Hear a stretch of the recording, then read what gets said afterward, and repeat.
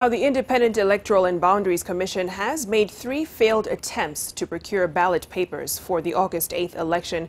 It's the choice of Ghurair twice before that has raised questions on why this particular firm, despite a court ruling and questions of affiliations of the company with President Uhuru Kenyatta.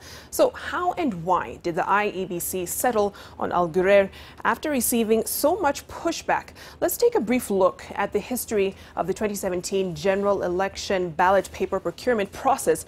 Now, according to an IEBC briefing note chronicling the process, the first attempt was an open tender that attracted 9 firms. The notification of the award was made on the 18th of October last year to Ghurair Printing and Publishing, given that the firm succeeded at both the technical and financial evaluations after being challenged in court. By court, however, the contract was nullified by Justice George Odunga in February of this year. Now, the second attempt was a restricted tender where 13 firms were invited to bid. The commission considered this option to have the tendering process concluded in the shortest time. Now, this process was challenged at the Public Procurement Administrative Review Board because it did not have an objective criteria of evaluation and was subsequently terminated.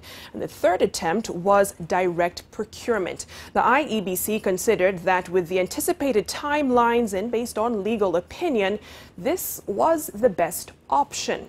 Now, the commission considered 3 things when deliberating on which firm would be chosen in the direct procurement process. A local firm would be an option, as is the case in countries like Ghana and South Africa. However, it reasoned that the decision to go local would not necessarily sit well with the political class.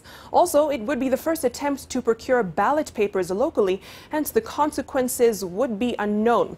The second option would be to engage Ghurair once more. The Dubai-based firm had supplied ballot papers for all by-elections since 2014. Now, despite having won the open tender, the IEBC was concerned that Ghurair has already received negative publicity. Now, the third option was giving various companies portions of the assignment by sharing the tender.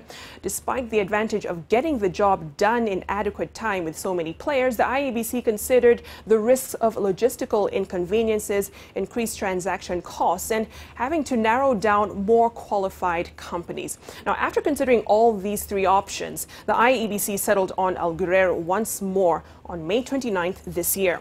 The IEBC's justifications for choosing Ghurair were: 1, the firm's capacity of modern machines, whereby 50% of machine capacity had been allocated for production of ballot papers. It had fully deployed, experienced and qualified personnel, as well as a suitable emergency production, packaging and delivery plan.